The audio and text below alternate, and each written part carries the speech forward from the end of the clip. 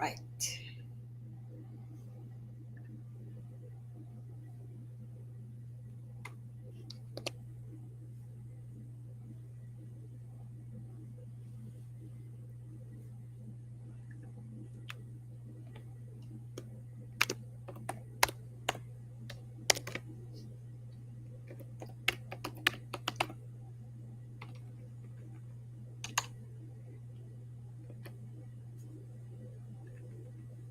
Okay, we are set. Good morning, good afternoon, good evening. Hey, Glendora. Hi. Good evening, and welcome to day number 12 of my 45 days.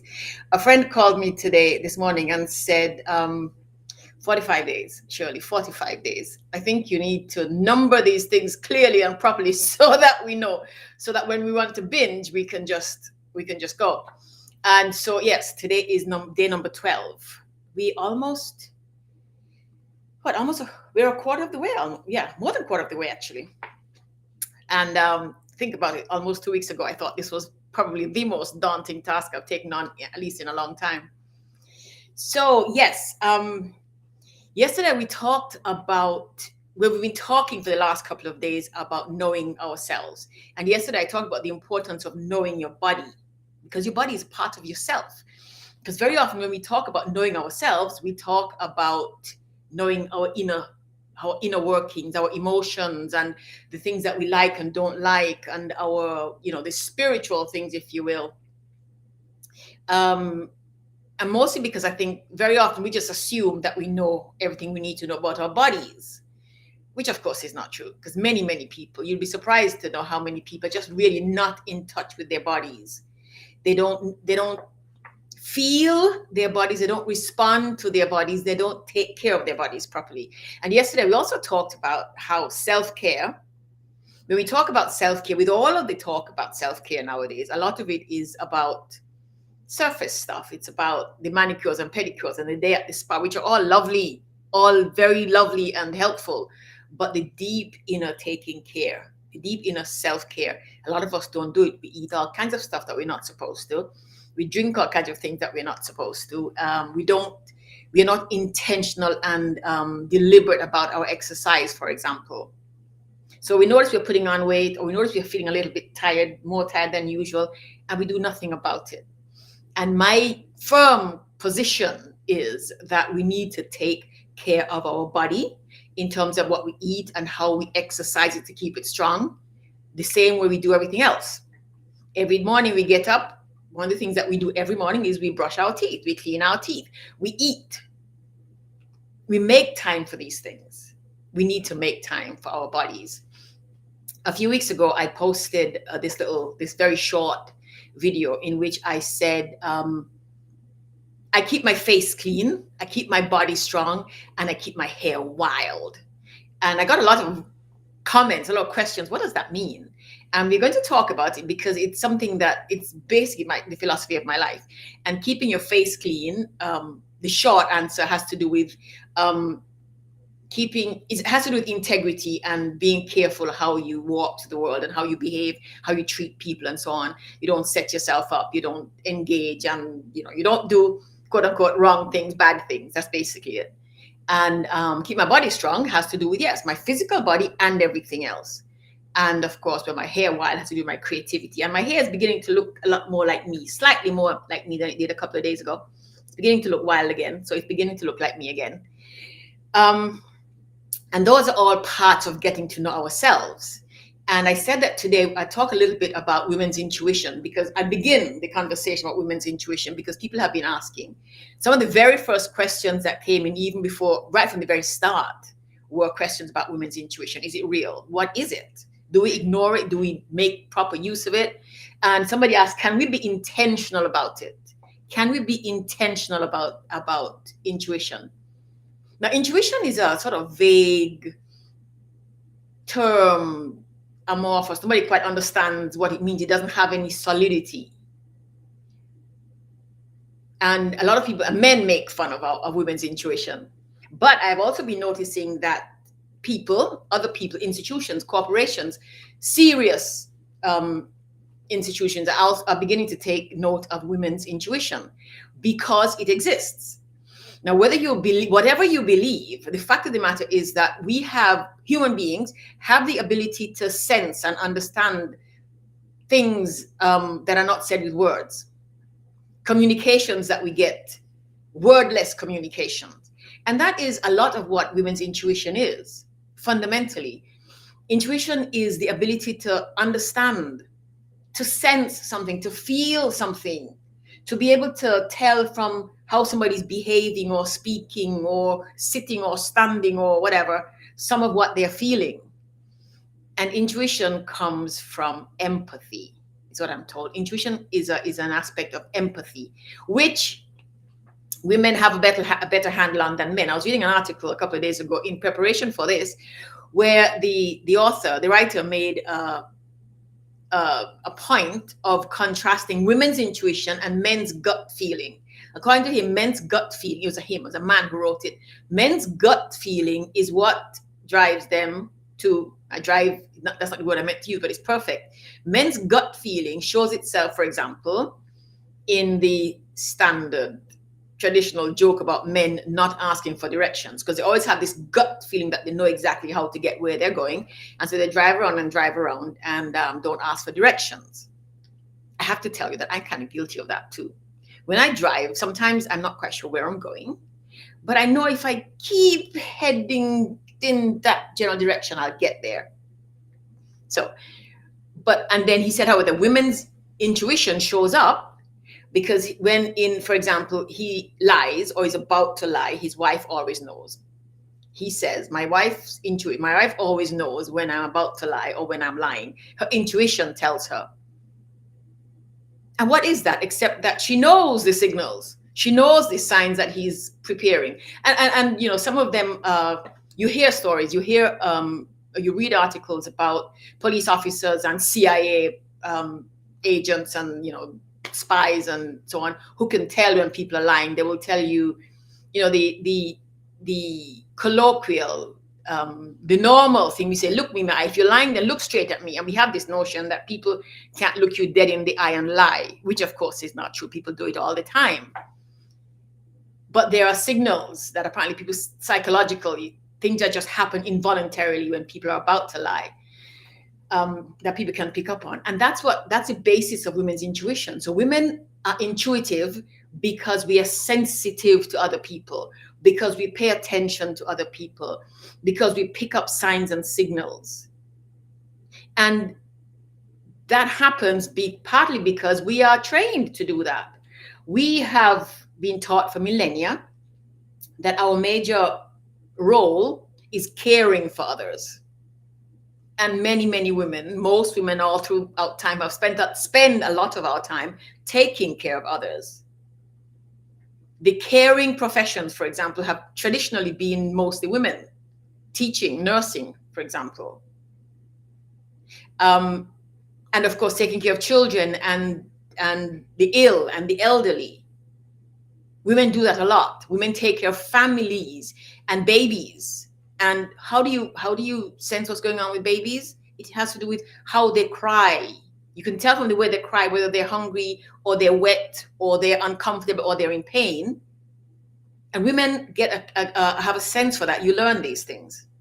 It is possible that men can learn them too if men would just pay more attention to other people's feelings, other people's behavior, would be more observant of other people. However, last year, a couple of years ago, during COVID, I finished it last year. I started writing a book. I wrote this book called When Women Lead. And one of the chapters has to do with empathy, because women are typically more empathic than men. Studies show that. And the reasons why, like I said, could be just that men don't pay attention enough. There are all of these things that feed into that. But there is Dr. Loon of Utrecht University in the Netherlands, who says another reason why women outperform men on empathy, why women are more sensitive. And empathy, by the way, is different to sympathy. Yeah? Empathy is when you feel what somebody's feeling. You really, really feel it. You sympathize with them. You feel bad for them, but it doesn't really affect you. You feel bad for them. You want them to feel better. But empathy is much more internal. It's something that you actually feel what they are feeling. Women are really, really good at that. And I suspect that there's some men, maybe even many men, who are good at that too. But women, this is more. It's much more attached. It's much more connected to what we know about women. Anyhow, Professor Loon says the reason why women outperform men on empathy can be found in proximate mechanisms of empathy, like endocrine and neural differences, so hormonal and nerve differences between men and women. He says, I don't know if it's him or he or her. He says MJW.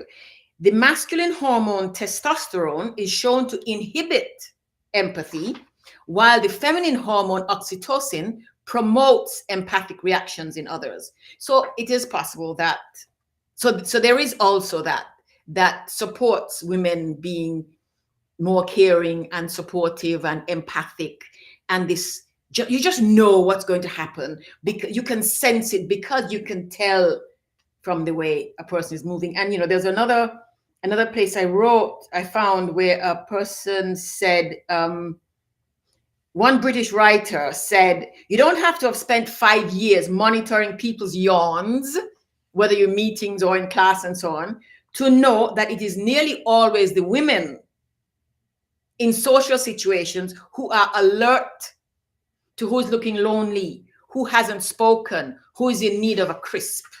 A crisp is the British comfort food, I suppose. But yes, women are more sensitive, and we spend more time thinking about other people, how they feel, how they react, what's going on with them. It is women who ask, well, how's that going? How are you feeling? Everything okay? Men will say, hey, Shirley, how you doing? You all right? And they keep moving. Women say, but Shirley, you don't look so hot today. What's going on with you? You sure everything's all right? It's more likely women who will do that.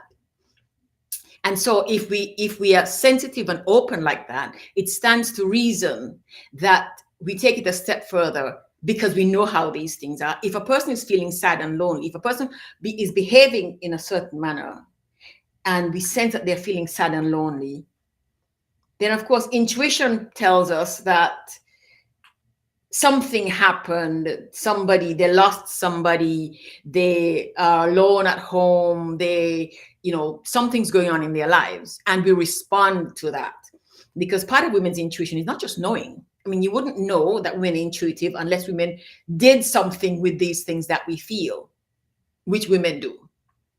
Men will give you ask, a man will perhaps, let's say a man finds out that something's going on with you, he will give you a solution. You must do this.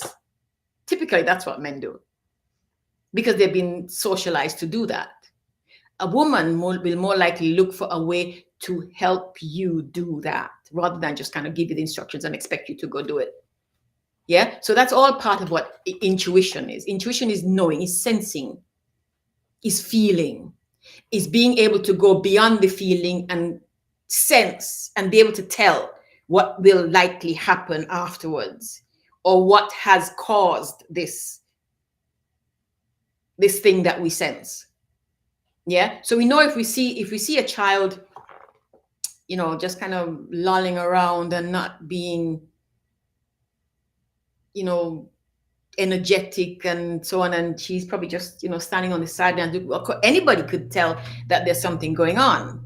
But women have this deep knowing, because women also spend a lot more time dealing with people in situations of both joy and sadness, let's say. So they know the signals, and they also are very much aware. We also are very much aware of the myriad of things that could be causing people to behave this way. So we can also not guess. We can also, as we say, put 2 and 2 together and figure out what's going on. A lot of what we call intuition is that our ability to put 2 and 2 together and know what's going on, understand what's going on, and be able to respond to that. A lot of that is what women's intuition is. And so we're going to talk some more about women's intuition, because it comes in really handy in lots of other ways. I'm going to spend some more time looking through my notes and so on, and talking to some people, so we can delve into it some more, because it came up really, really strongly in the questions that people asked. Now, remember, I was supposed to have been traveling last week. Well, tonight I'm supposed to be traveling again. With the same journey I was to have made last week, the American Airlines shortened for me. And keeping my fingers crossed that it'll all go well tonight and I'll get where I'm going. So tomorrow I will be talking to you from an airport somewhere. I'm not sure which one, because it depends on how much time I have between. I mean, I have a couple of hours in between both of my flights. I have 1, 2, 3 flights tomorrow, and I have a couple of hours in between. But of course, it depends on when the plane lands and all that stuff. So we'll see. It'll be either early in the morning from New York Airport, or it'll be in the afternoon from the airport in the sunny Caribbean. And then I will be talking to you from there for the next few weeks. Really, really beautiful place. So you get to see, those of you asking about my story, you will get to see me in my home where I was born, where I grew up. You'll get to see what my island home looks like. I'll make sure I do lives, not just in building, but not just in a room, but outside, so you get to see the beauty, the spectacularness that is Montserrat. Yes? So I'm going to get ready to take off on my journey. We will talk tomorrow. Think about, let me leave a little exercise with you. Think of the times when you thought your intuition was at work. Think of a time when something happened, or you sensed something in somebody about someone, and it turned out to be just that. And think also of how you can use this in your relationships. Because one of the important things about relationships, one of the things that hold relationships together, is our ability to not just be able to sense what's going on with someone, but to be sensitive to what's going on with them. And sometimes we have to be deliberate about being sensitive, because I mean, we all have our stuff going on. It could be, there will be times when we just don't have the time, we just can't be bothered. But when we're in a relationship with someone, sometimes we have to go past that. Just can't be bothered, but you have to make the effort. You have to be deliberate and make decisions about how we get to be in the world, how we behave in the world. And if we think of intuition, women's intuition, as being fundamentally empathy, think about whether empathy is an important characteristic to have, an important quality to have and to practice. And perhaps think of ways that we could be more empathic. It could be more empathic. Yes? So thank you very, very much for hanging out with me today. I will see you from an airport somewhere. We'll talk to you tomorrow. Again, let me just say, again, let me invite you to go check out the website, shirleyosborne.com, and join us. Join the circle, and let's do some more of these things. Because once this 45 days are done, then we'll be working together, following the schedule that we have at the circle. We have weekly programs, we have monthly meetings, we have all kinds of cool, lovely stuff which support things like empathy and the things that help us find our power, our inner strength and power to be the extraordinary person that we are, who is empathic, supportive, kind, generous, clear, who walks in integrity, all of those things. Those things come out of us. And the more we know about ourselves, the more we know how we work and what's important to us and how we fit into the world, the easier it is for us to express, to be this powerhouse that lives inside us. Yes? So let's be that. Check out the website. Come join the circle. Let's do this some more. And I will see you tomorrow. In the meantime, folks, take good care.